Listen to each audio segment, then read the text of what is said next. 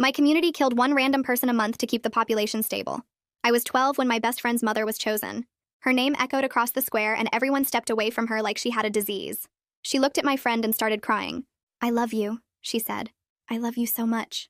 The guards dragged her to the center of the square where they made us all pick up stones, heavy ones that hurt to hold. Her family had to throw first because that was the rule. My friend's stone barely left her hand before dropping to the ground, so the guards made her throw again harder. It hit her mother's shoulder and her mother screamed, which was when everyone else started throwing. The sound was the worst part. Stones hitting meat and breaking things inside while her voice got weaker with each hit until it stopped completely. When it was over, they left her body there until sunset, and we had to walk past it to get home. My friend held my hand so tight I lost feeling in my fingers. That night, I couldn't stop shaking. "What if they call our name next?" I asked my mother. "Then we die," she said. "But what if—" She slapped me hard across the face. "Stop it. Everyone will hear you." The fear never left after that. Every month when the lottery approached, I'd throw up from anxiety and have nightmares about my name being called, about stones flying at me, about my parents having to throw first. The morning of each lottery, I'd beg to stay home sick, but attendance was mandatory, and missing meant automatic selection. When I was 14, they called my neighbor's name. She tried to run, but the guards caught her at the edge of the square and dragged her back screaming, "Please! My daughter needs me. She's only 3. They tied her hands anyway and made us pick up our stones. Her husband had to throw first, and his stone hit her stomach, making her double over gasping. Their little girl was crying so hard someone had to hold her up while blood ran down the woman's face into her mouth. She spat it out and screamed for her daughter, and it took so long for her to die. So many stones. I threw mine when the guards watched but aimed for the ground. My older brother fell in love that year with a girl who was beautiful and smart and kind. They'd hold hands when they thought no one was watching. The day he was going to propose, her name got called, and my brother dropped to his knees. She walked to him and kissed him goodbye in front of everyone. "It's okay," she whispered. "I love you." But it wasn't okay because he had to throw the first stone as her boyfriend. It hit her leg and she fell, and the sound she made broke something in him. I saw it happen as he threw stone after stone after stone even after she stopped moving, until the guards had to pull him away. He never spoke again after that, just stopped talking completely. He'd sit at dinner moving his mouth like he was trying to say something, but no sound came out. Mom would cry watching him. "Please," she'd beg. "Please, say something."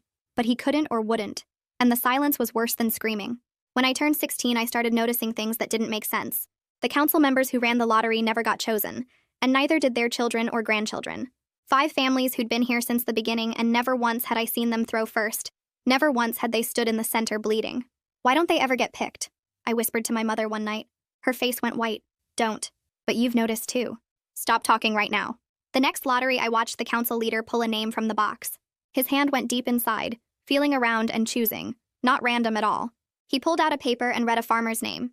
The farmer walked forward on shaking legs while his wife screamed and his children sobbed, and the council families stood in their special section watching like it was entertainment. 3 months later, they called my father. Mom collapsed completely, falling to the ground like her bones had dissolved. Father pulled her up roughly. "Stand," he ordered. "Our children are watching." He walked to the center with his back straight and looked at us one more time. Mom had to throw first, but her stone went wide on purpose, so the guards made her throw again. It hit his chest and he grunted. Then my brother threw, then me. The stone burned my hand, heavy and sharp, and I threw it as soft as I could, but it still hit him. My own father. Blood ran from his temple as more stones flew. So many stones until he wasn't my father anymore. Just a shape on the ground. After that, Mom stopped eating. She got thinner and thinner until her clothes hung off her like sheets. "I want to be light," she said. "So when they choose me, the stones will kill me faster." She made us practice our throws in the backyard and made us promise to aim for her head. "Make it quick," she said. The morning of the next lottery, I woke up certain it would be me.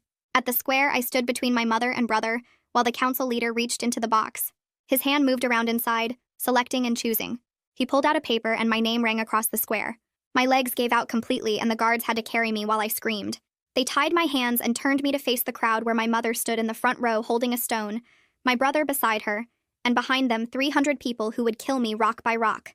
The guards grab my arms and twist them behind my back, rope burning my wrists as they tie the knots so tight my fingers start going numb. They drag me to the center of the square and turn me around to face everyone, my legs shaking so bad they can't hold me up anymore. 2 guards stand on either side gripping my arms to keep me standing, and I can see every single face in the crowd. My mother stands in the front row crying with a stone in her hands that looks way too heavy for her to lift. My brother stands next to her holding his own stone, his face completely empty like nobody's home behind his eyes. The crowd behind them stretches back 300 people deep, all of them holding stones, all of them waiting to throw. My mother raises her stone with both hands, shaking so hard I can see it from here, tears running down her face and dripping off her chin. The guards tighten their grip on my arms, and I'm screaming for her not to do it, begging her to stop, but she pulls her arm back. The stone leaves my mother's hand and hits my shoulder, and pain explodes through my whole body, making me cry out. The guards force me to stay standing even though my knees want to give out, their fingers digging into my arms hard enough to bruise. The crowd bends down to pick up their stones, and I watch my brother lift his with movements that look robotic, his face still blank like he's not even really here. I suddenly understand this is how he survived throwing stones at the girl he loved, by going somewhere else in his head and letting his body do the terrible thing without him. More people raise their stones, and I'm crying and shaking, the pain in my shoulder spreading hot and sharp down my whole arm. My mother picks up another stone with her hands still shaking, her face twisted up ugly from crying, and she throws again. This one hits my ribs, and I hear something crack inside me, a sound like a stick breaking. The pain is so bad I can't breathe right, gasping for air that won't come all the way into my lungs. More stones start flying from the crowd and hitting my arms, my legs, my back. Each one feels like getting hit with a hammer, bruises blooming instant and hot under my skin. I'm screaming for them to stop, begging my mother to help me, looking right at her while stones keep hitting me. But she just stands there crying and throwing stone after stone like the guards made her do when my father died 3 months ago. My brother throws his stone and it hits my leg. Then he picks up another one with those same mechanical movements. Blood runs down my arm from where a stone tore the skin open, warm and sticky. Another stone hits my stomach, and I double over as much as the guards will let me, throwing up on the ground. The crowd keeps throwing, stone after stone after stone, and I can't tell anymore which hits are from my family and which are from everyone else. My vision starts going fuzzy around the edges from the pain, everything getting darker. A stone hits the side of my head hard, and everything goes blurry, my ears ringing loud enough to drown out the crowd noise. Blood runs into my eyes so I can barely see anymore, just shapes moving in front of me. I taste blood in my mouth, copper and salt mixing with the throw-up taste. My legs finally give out completely, but the guards hold me up by my arms, my whole body just hanging there while stones keep hitting. I'm about to pass out, the world tilting sideways and my brain going fuzzy, when suddenly someone yells something that sounds like now. Smoke bombs explode across the square, thick gray smoke filling the air so fast I can't see anything at all. People start coughing and yelling, stumbling around confused. The guards holding me let go, and I fall to my knees on the hard ground, more pain shooting through my already broken ribs. Hands grab me from behind, and I feel a knife sawing through the ropes on my wrists. The rope falls away and my arms drop, shoulders screaming from being held back so long. Someone throws me over their shoulder like a bag of flour and starts running before I can even process what's happening. I'm bouncing against their back with every step, my ribs grinding together and making me want to scream. The guards are yelling somewhere behind us, and the crowd is panicking in the smoke, people running into each other and coughing. Gunshots crack through the air, loud pops that make my ears ring worse. My rescuer doesn't slow down at all, just keeps running while I hang over their shoulder too hurt and confused to fight or help. More gunshots and someone screams, but we're moving away from it all, the smoke getting thinner as we go.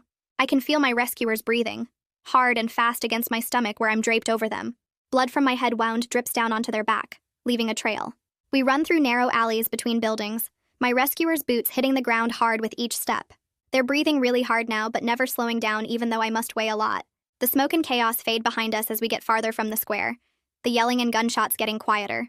We reach the edge of the community where the buildings look old and falling apart, places I've never been allowed to go. The council always said these buildings were unsafe and might collapse, that we had to stay away from this whole section. But my rescuer runs right into this forbidden area without hesitating, taking turns through alleys like they know exactly where they're going. The buildings here have broken windows and doors hanging off hinges, some with roofs caved in. Weeds grow up through cracks in the road and everything looks abandoned. I try to lift my head to see where we're going, but the movement makes my vision swim and my stomach lurch. My rescuer carries me into a big warehouse with rusted metal walls and a roof full of holes. They don't stop at the main floor, instead heading straight for a door in the back corner. We go downstairs into a basement I didn't know existed, the air getting cooler and damper as we descend. At the bottom, there's a large room lit by battery-powered lanterns, and 6 other people wait there with boxes of medical supplies and weapons laid out on tables. A woman with short dark hair steps forward, and my rescuer carefully transfers me from their shoulder to her arms. She lays me down on a makeshift bed, really just blankets over a thin mattress on the floor. My whole body is screaming with pain, every movement making something hurt worse. The woman starts checking my injuries right away, her hands gentle but firm as she looks at my head wound. I'm trying to process that I'm somehow still alive, that these people saved me from the execution, that I'm not dead in the square with stones piled on top of me. The woman with dark hair looks into my eyes and introduces herself as Audrey. She explains in a calm voice that they're part of a resistance movement that's been operating in secret for 2 years. They've been watching the lottery and waiting for the right moment to act, she says. She tells me they chose to save me because I'm young enough to recover, but old enough to fight back. She also says my father's execution 3 months ago was so obviously manipulated that it proved the council's corruption to anyone paying attention. Her voice is steady and sure, like she's thought about this a lot. She explains they've been documenting the lottery patterns and building evidence, waiting for a rescue opportunity that would expose the system. Saving someone mid-execution and having them survive to tell about it is powerful proof that the lottery isn't sacred or necessary. I'm having trouble focusing on her words because my head is pounding and my ribs feel like they're stabbing into my lungs with every breath. I manage to ask about my mother and brother through split lips that hurt to move. Are they in danger now because of my rescue? Audrey's face goes serious and grim. She explains the council will definitely punish my family as an example to stop other people from trying to help resistance members. They'll probably select one of them for next month's lottery, she says. But bringing them here now would lead the guards straight to this hideout and get everyone killed. She says it quiet and gentle but honest, not trying to make it sound better than it is. The resistance has 15 members total, and this basement is their main base. So protecting this location matters more than individual rescues right now. I feel sick hearing that my family is in danger because these people saved me, but I also understand the logic. If the guards find this place, everyone here dies and the resistance ends. Audrey puts her hand on my arm carefully, avoiding the bruises, and tells me they're working on a plan to protect my family, but it'll take time. A younger woman with light brown hair comes over with clean cloths and bandages. She introduces herself as Liz and starts cleaning my wounds, wiping blood off my face with gentle touches. She explains she was training to be a nurse before her sister got selected 2 years ago, so she knows how to treat injuries. The pain is incredible as she cleans the cut on my head, worse than when the stone first hit. I force myself to stay quiet, though, biting my lip hard enough to taste more blood. Liz wraps my ribs tight with long strips of cloth, each wrap making it a little easier to breathe even though it hurts like crazy. She tells me I probably have 2 or 3 cracked ribs, but they should heal okay if I don't move around too much. I watch the other resistance members moving around the basement with smooth, efficient movements like they've done this before. They're checking weapons, organizing supplies, talking in low voices about something I can't hear. One man is cleaning the smoke bomb equipment in the corner. A woman is writing notes in a journal. Everyone moves with purpose, no wasted motion. Liz finishes wrapping my ribs and moves to checking my arms and legs for breaks, her hands pressing carefully on bones to see if anything shifts wrong. The whole time I'm thinking about my mother and brother back in the square, wondering if they think I'm dead, wondering what the council will do to them. Over the next few hours, resistance members come over one by one to introduce themselves and share their stories. A man named Wyatt tells me his wife was selected 2 years ago, right after she spoke against the council at a community meeting. A younger woman explains her brother got chosen 3 months after their family refused to sell their farm to a council member. Everyone here lost someone to the lottery, and everyone noticed the same patterns I did about council families never getting selected. Audrey sits with me while people talk and eventually tells me about her own parents. Her mother questioned a council decision at a meeting 5 years ago and got selected the next month. Her father spoke up about the suspicious timing and got chosen 6 months later. Audrey was 17 when it happened, and she's been building this resistance ever since, collecting evidence and waiting for the right moment to act. She pulls me up carefully, supporting my weight because my ribs still hurt badly, and walks me across the basement to a wall covered in papers. Names and dates fill every inch of space. Lines connecting families to council members, notes about property and disputes and public disagreements. I read through the names and recognized most of them, people I watched die in the square over the years. Every single person either opposed the council somehow, or owned something the council wanted, or belonged to families that threatened council power. The pattern is so clear now that I see it laid out like this. So obvious that I feel stupid for not putting it together sooner. Audrey points to specific clusters of names showing how the lottery targeted entire families sometimes, wiping out anyone who might continue resistance. She shows me documents they stole from council offices proving property transfers right after executions, proving the lottery was never about population control at all. A girl about my age comes over carrying a plate with bread and a cup of water. She introduces herself as Kaylee, Audrey's younger sister, and sets the food down beside me. I try to eat, but my stomach feels twisted and wrong, though I force down a few bites because Liz said I need to keep my strength up. Kaylee sits cross-legged on the floor and starts explaining how the resistance works, how they've spent 2 years documenting everything and trying to figure out how to expose the truth without getting everyone killed. She talks about execution patterns and council corruption in this calm, matter-of-fact way, like she's discussing weather or schoolwork. She's only 14, but she sounds ancient. Her childhood stolen by this system the same way mine was. She tells me about watching people die every month since she was 9, about learning to spot the patterns and who got selected, about realizing her parents were murdered for speaking up. Her hands stay steady while she talks, and her voice never shakes, and I realize she's had 5 years to process what I'm just starting to understand. The resistance has files on every execution for the past 12 years, witness statements from people who saw council members celebrating after certain selections, financial records showing how council families got richer while everyone else struggled. Kaylee explains they needed someone who'd actually been selected to confirm how the lottery box works, someone who stood close enough to see Fisher manipulate it. That night, I lie on the makeshift bed Liz set up for me in a corner of the basement, my body exhausted but my brain refusing to shut off. Every time I close my eyes, I see my mother's face as she raised that first stone, the way her whole body shook, the tears streaming down her cheeks. I see the stone leaving her hand and feel it hitting my shoulder again, the explosion of pain that made me scream. I see my brother's blank expression as he threw his stone with mechanical precision, the same dead look he's had since his girlfriend died. Sleep won't come no matter how tired I am, and eventually I just lie there staring at the ceiling while other resistance members move quietly around the basement. Liz notices me still awake and comes over with a blanket, sitting down beside the bed without saying anything at first.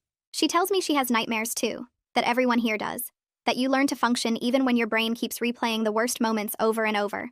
She says some nights she still wakes up screaming about her sister's execution, still sees the stones hitting and hears the sounds, but eventually you find ways to keep going anyway. Her honesty helps somehow, knowing I'm not alone in this, knowing the nightmares are normal and expected. She stays with me until I finally drift off sometime near dawn, and even then my sleep is filled with images of the square and stones and blood. The next morning, Audrey gathers everyone in the center of the basement and starts explaining their plan. She has a wooden box that looks exactly like the lottery box Fisher uses, and she opens it to show the false bottom and weighted papers inside. The mechanism is complicated, with specific papers marked so Fisher can feel which ones to avoid when he reaches in. Audrey explains they've been studying the system for months, watching how Fisher operates it, trying to figure out exactly how the manipulation works. They needed someone who'd actually been selected and stood close enough to see everything, someone who could confirm their theories about the mechanical system. She looks at me and asks me to describe exactly what I saw before the smoke bombs went off, every detail I can remember about how Fisher's hand moved in the box. I close my eyes and force myself back to that moment, standing in the center of the square with my hands tied, watching Fisher reach into the box. I describe how his hand went deep inside, how his fingers moved around feeling the papers, how he seemed to be choosing rather than drawing randomly. I tell them about the way he paused before pulling out the paper with my name, like he was making sure he had the right one. Wyatt listens carefully and nods when I finish, his expression grim. He's a former engineer who lost his wife to the lottery, and he tells me that confirms the mechanical manipulation system he suspected. He explains the weighted papers and false bottom in technical terms I barely understand, but the basic idea is clear enough. Fisher has complete control over who gets selected, and the whole random lottery is just theater to make people accept the executions. The resistance members start discussing timeline and strategy, their voices overlapping as they plan. Someone mentions the next lottery is 3 weeks away, which gives us time to prepare but not much time to actually execute the plan. Audrey cuts through the discussion and explains their goal isn't just to stop one execution, but to expose the entire system publicly, so the community can't ignore the truth anymore. They need to prove the manipulation in a way that's undeniable, that forces everyone to see what's been happening. The plan involves swapping the real lottery box with their replica during the ceremony, forcing a truly random selection that will likely choose a council family member for the first time ever. At the same time, they'll project all their evidence on the square walls, showing everyone the patterns and proof. It's risky and complicated and depends on perfect timing, but it's the only way to expose the council's corruption publicly enough that the community has to respond. I listen to them plan and feel this strange mix of hope and terror, because if this works, it could change everything. But if it fails, we'll all be executed. I ask what happens to me after, whether I can ever go home or see my family again, and Audrey looks at me with this serious expression that doesn't try to soften the truth. She says if we succeed in exposing the council, then maybe eventually I could go back. But if we fail, everyone in this basement will be executed, and our families will probably be punished too. She explains that I'm a traitor now in the council's eyes, that my rescue makes me part of the resistance whether I want to be or not. There's no going back to my old life, no pretending this didn't happen, no way to undo what's been done. The choice isn't whether to fight, but whether to fight effectively or die trying. Her honesty is brutal, but I appreciate it more than false comfort would be, and I nod to show I understand, even though understanding doesn't make it hurt less. A woman about my mother's age comes over and sits down across from me. She introduces herself as Melissa and explains she used to be a council member's daughter before she defected to the resistance. Her voice is quiet but steady as she tells me her cousin was executed 2 years ago for refusing to marry a council member's son. She watched her own family participate in that execution, throwing stones at her cousin while the girl screamed and begged. Melissa says that was the moment she realized her family wasn't just complicit in the system, but actively evil, that they valued power and status over human life. She left that night and found the resistance through people who'd noticed her asking questions at community meetings. She hasn't spoken to her parents since, and she says some days that's the hardest part, knowing her family is still out there throwing stones and celebrating executions while she hides in basements plotting against them. But she also says she sleeps better now than she did when she was part of a council family. because at least now she's fighting for something right, instead of maintaining something evil. The reality of what I've gotten into starts hitting me fully as I sit there listening to Melissa's story. I can never go back to my old life even if I wanted to, can never walk through my community without being hunted, can never sit at dinner with my mother and brother like nothing happened. My family thinks I'm either dead or a traitor, and both options mean I've lost them completely. I'm part of a group trying to overthrow the most powerful people in our community, and if we fail, everyone I care about will suffer for it. The weight of it all crashes down on me at once, and I start crying. Not the quiet tears from before, but full sobbing that makes my ribs scream with pain. Liz comes over and sits with me, not trying to make me feel better or tell me it'll be okay, just letting me grieve for everything I've lost. She hands me a cloth to wipe my face and stays beside me while I cry myself out, and somehow her presence without false comfort helps more than reassurance would. I spend that whole afternoon crying while Liz sits with me, mourning my old life and my family, and the girl I was before my name got called in the square. Third day, Kaylee takes me upstairs to the warehouse level where they set up a training area, and she starts teaching me basic self-defense moves. My ribs hurt with every movement, but she stays patient, showing me how to block and dodge and where to hit someone if they grab me. She explains that being able to protect myself might save my life when things go wrong, and I notice she says when not, if like she already knows the plan will fall apart somewhere. That week, I throw myself into preparation because staying busy keeps me from thinking about my mother holding that stone. Melissa takes me on walks around the community edges at night, teaching me how to move through crowds without being noticed, how to blend in and slip past people without drawing attention. She learned these skills growing up in a council family where she had to sneak around to avoid her parents' constant watching, and now she uses them to spy on the council without getting caught. We spend hours observing guard patrol patterns from hidden spots, and I memorize their routes and timing until I can predict where each guard will be at any moment. The square layout gets mapped in my head through careful study, every entrance and exit, every blind spot and sightline, every place where someone could hide or run. Audrey quizzes me on council member routines until I know which ones eat breakfast at the communal hall and which ones stay home, who walks alone and who always travels with guards, what time they leave their houses and what routes they take. 8 days before the lottery, Audrey calls everyone together in the basement and spreads papers across the table showing detailed plans. She explains we'll swap the real lottery box with our replica during the selection ceremony, and the replica has no weighted papers, so the draw will be truly random for the first time ever. While the swap happens, we'll use stolen projection equipment to display our evidence on the square walls, showing everyone the names and patterns that prove the manipulation. She pulls out the replica box and it looks identical to the real one. Same wood and same size and same fake random mixing mechanism on top. Wyatt demonstrates how the real box has a false bottom with weighted papers that Fisher can feel and avoid. But our replica is just a simple box with every name having equal chance. I point out that if a council member gets selected, they'll just refuse to participate or change the rules immediately. But Wyatt shakes his head and explains that's exactly what we want. He says the community seeing the council break their own sacred rules will destroy the illusion of fairness that keeps everyone obedient and compliant. People have accepted the lottery because they believed it was random and fair, but watching council members refuse their own system will prove it was always rigged. The plan requires 6 people working at the same time, 2 to swap the boxes while everyone's distracted, 2 to operate the projection equipment from hidden positions, and 2 to move through the crowd distributing printed evidence in case the projections fail. Audrey looks at each of us and says this is likely a one-way mission, that we'll probably all be captured or killed, but no one backs out or even hesitates. Melissa just nods and says she's been ready to die for this since she watched her cousin get stoned, and Kaylee squeezes her sister's hand. 5 days before the lottery, I find Audrey alone checking equipment, and I ask why she chose to save me specifically out of all the people who've been selected over the years.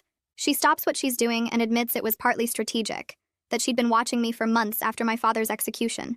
She says I'm young enough that the community might feel protective seeing me nearly executed, old enough to explain clearly what's wrong with the system, and connected to enough recent victims that my story carries emotional weight.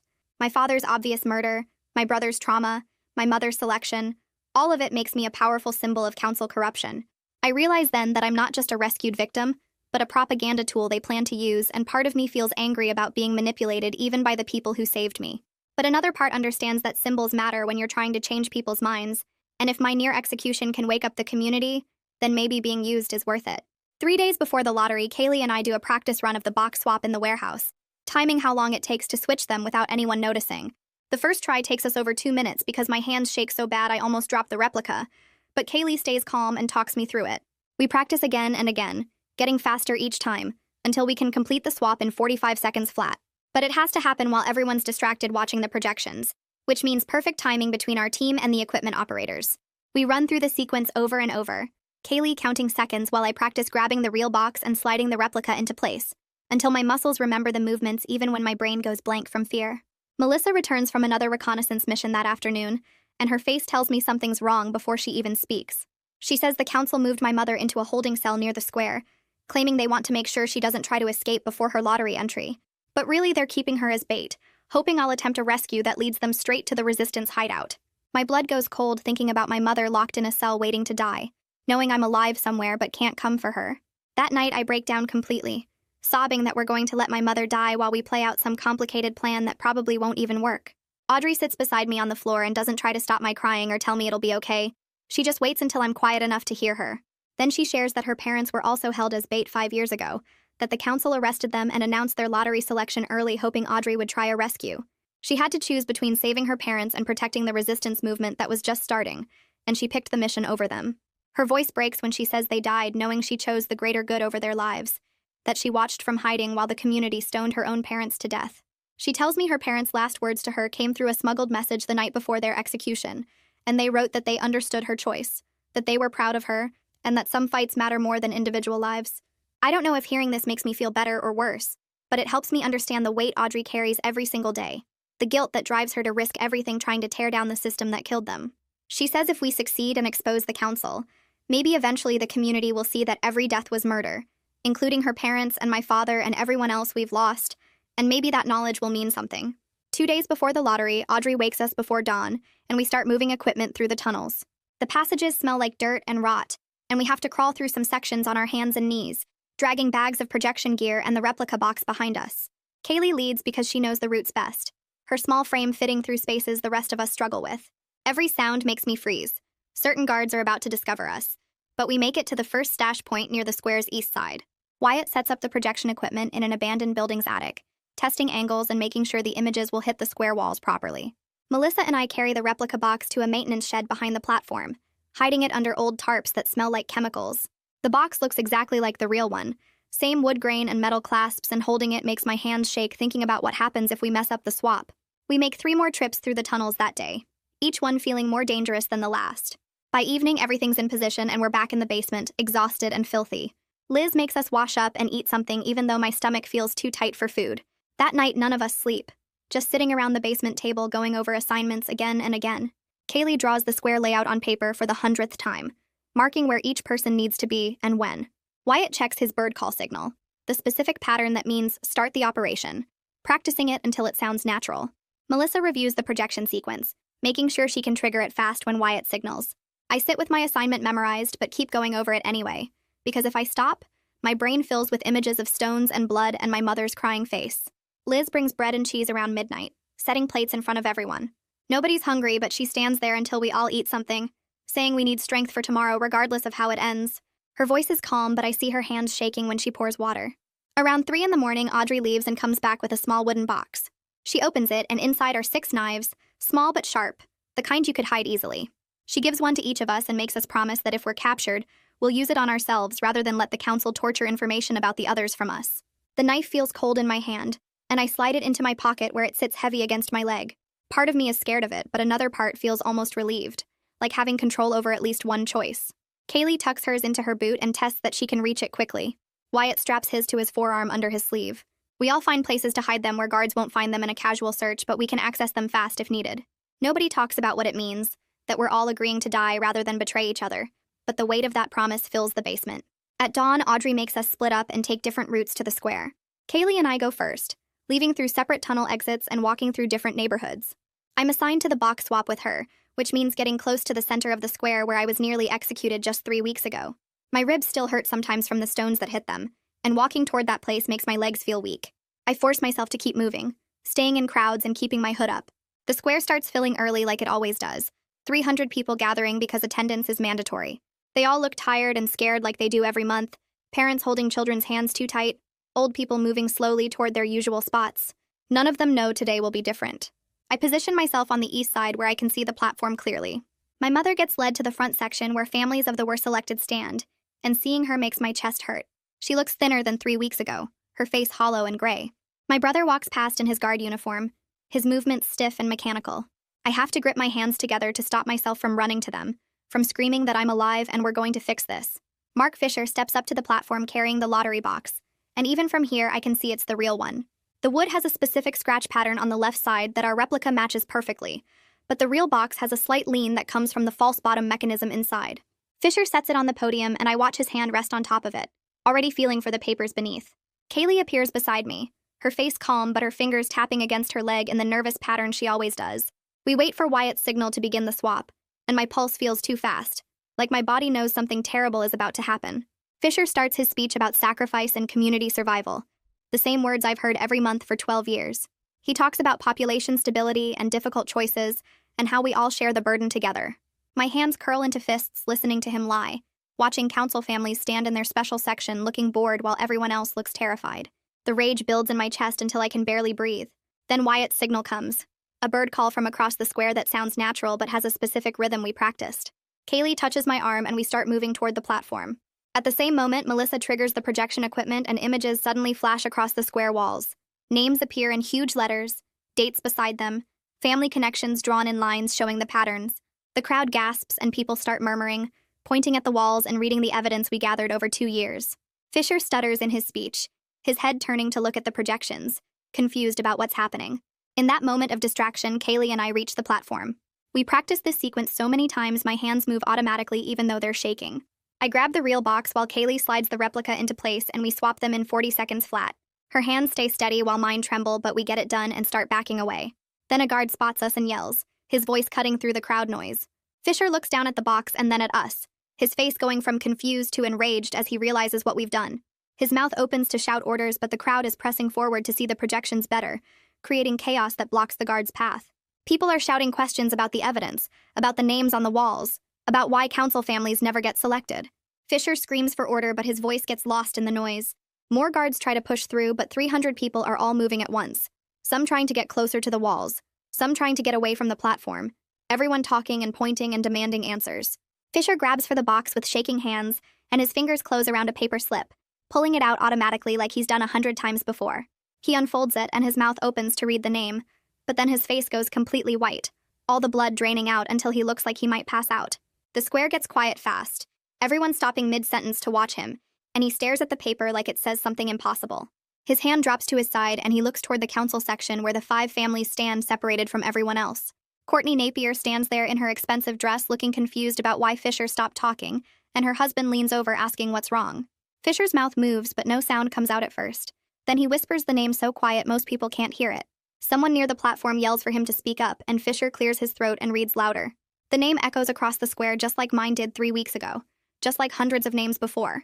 But this time it's different because he says Courtney Napier and the square goes completely silent in a way I've never heard before. Courtney's face goes from confused to shocked to terrified in about 2 seconds, her hand flying to her mouth. Her husband starts yelling immediately, his voice cutting through the silence, saying this is obviously sabotage, and they need to do the selection over with proper procedures. He's pointing at the projections still showing on the walls, at me and Kaylee backing away from the platform, at the smoke still hanging in the air.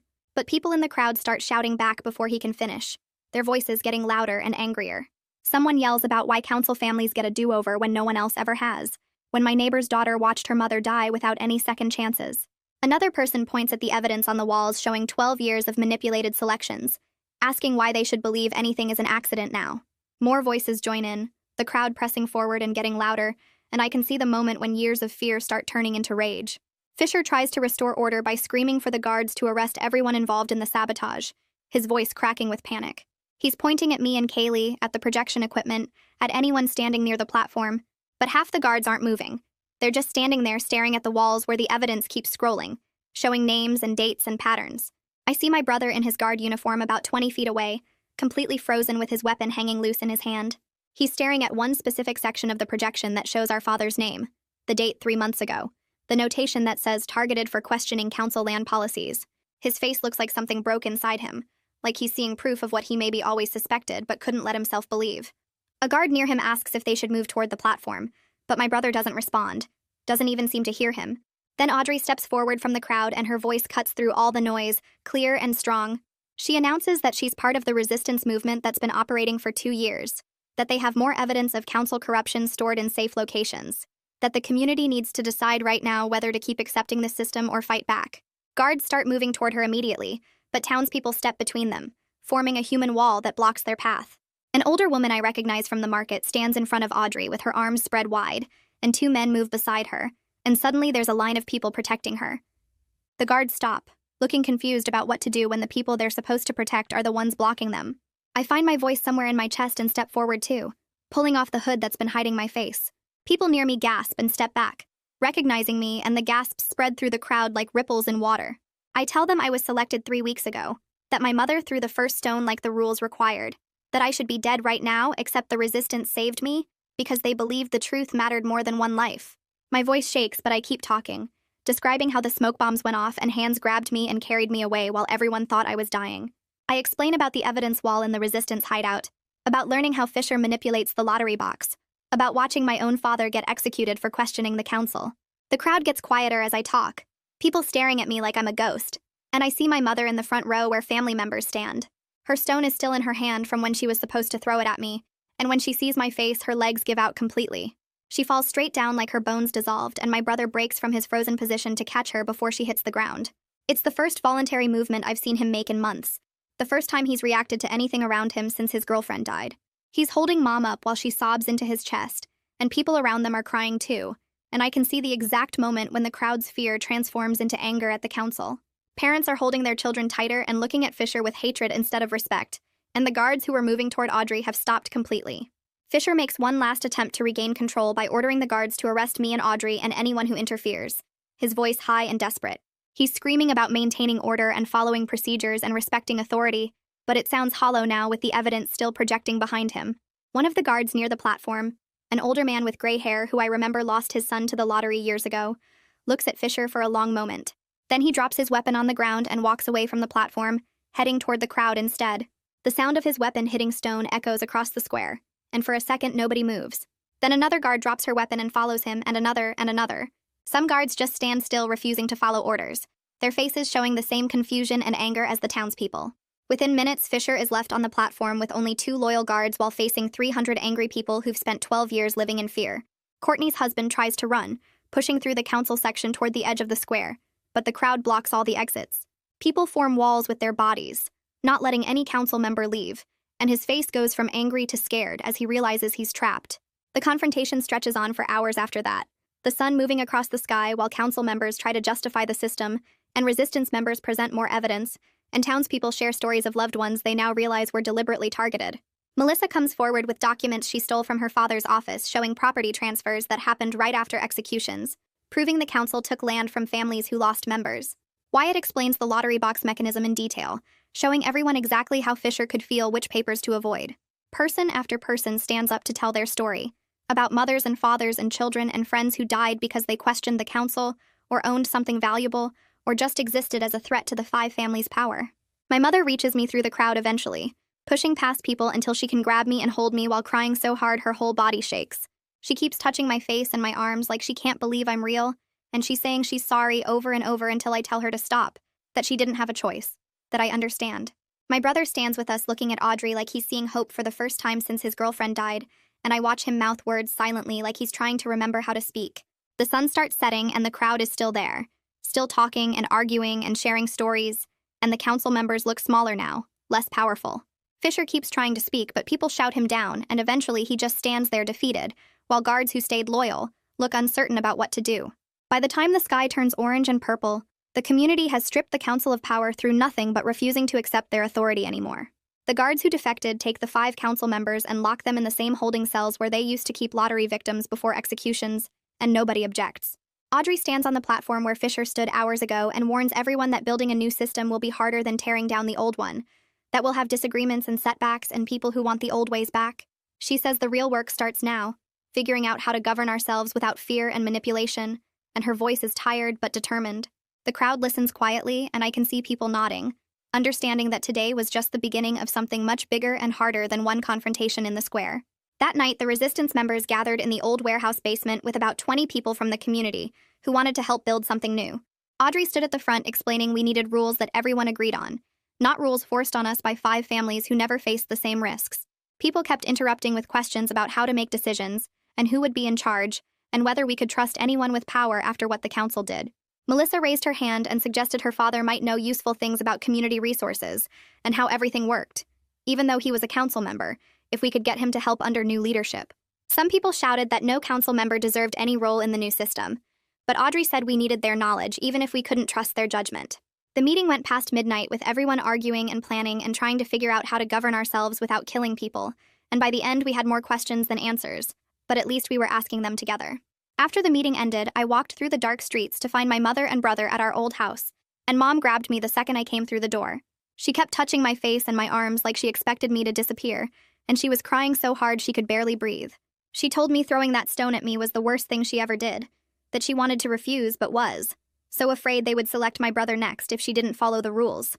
I held her while she cried and told her I understood, that the system was designed to make us hurt each other, that it wasn't her fault.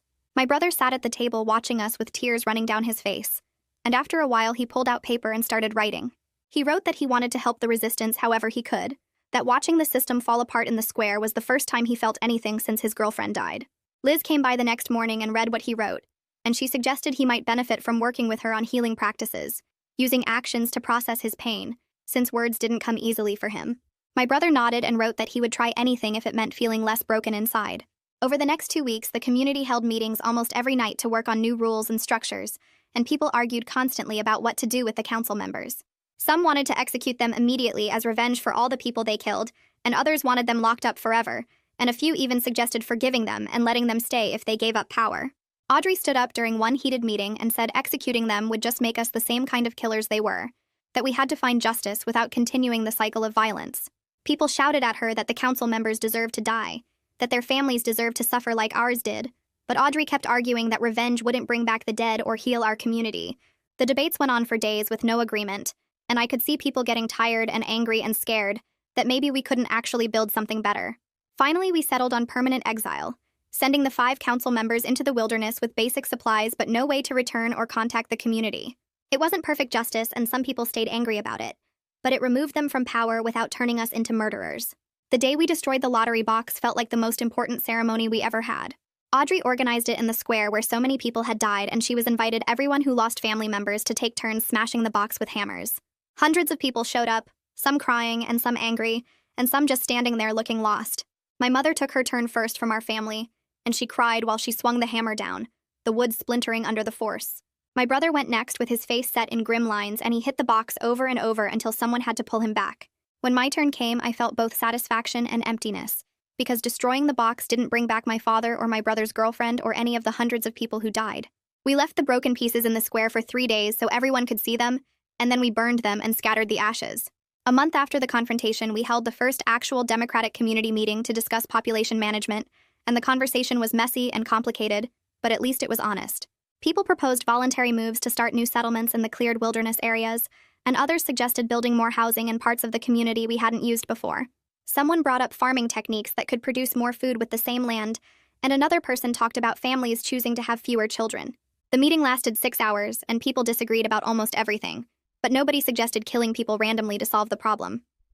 That felt like progress even though we didn't have any final answers. Mom started getting better slowly after joining a support group Liz organized for family members who were forced to throw stones at their loved ones. She still had nightmares and moments where she couldn't look at her own hands without seeing blood, but hearing other people's stories helped her feel less alone in her guilt.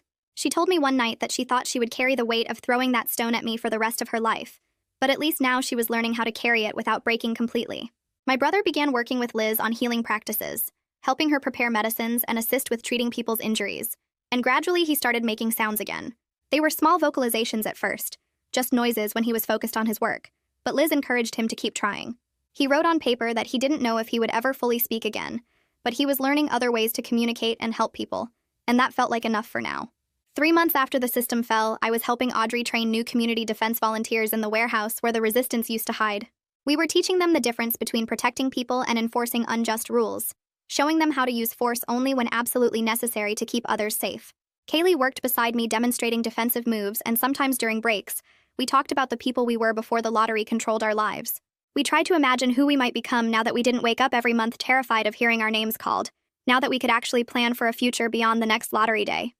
Over the following months, the community held weekly meetings where people argued about food distribution and building materials, and what to do when someone broke the new rules we were trying to establish. Some older residents kept saying the lottery system worked fine, and we were making everything harder by trying to change it. which made me so angry I had to leave the room during those discussions before I said something I'd regret. Audrey helped me understand that fear makes people cling to familiar systems, even when those systems hurt them, and the best we could do was keep showing them a better way existed. 3 families decided they couldn't stay in the place where they'd thrown stones at their neighbors, and we helped them pack supplies and draw maps to cleared areas in the wilderness where they could start fresh settlements. Watching them leave felt sad but also right, like maybe healing looked different for everyone, and forcing people to stay wouldn't help anyone recover. My nightmares never stopped coming, and some nights I woke up screaming with my sheets soaked in sweat, seeing my mother's face as she raised that first stone. Liz told me during one of our talks that trauma changes your brain permanently, and I'd probably carry these nightmares for the rest of my life. But that didn't mean I couldn't also have good days mixed in with the bad ones. She was right, because some mornings I'd wake up and see my brother working in the community garden we'd planted where the execution square used to be, his hands in the dirt, and his mouth forming words he was slowly learning to speak again, and I'd feel something like hope growing in my chest. Mom laughed with her support group sometimes now, real laughter that sounded almost like the person she was before fear ate her from the inside. And watching her heal even a little bit made me think maybe we'd actually survive this and build something better from all the broken pieces.